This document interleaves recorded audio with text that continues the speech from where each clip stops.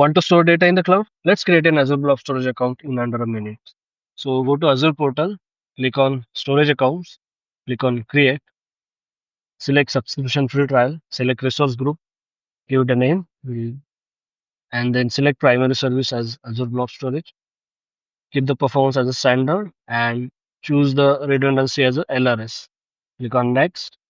Keep the other settings as it is. Click on next. Click on next.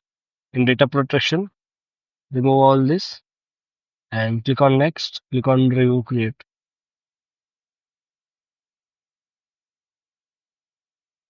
Click on create. Okay. So our storage account is ready. Click on next. Click on storage browser. Click on blob containers. Click on add container. Give it a name. Like we will call it data container and click on create.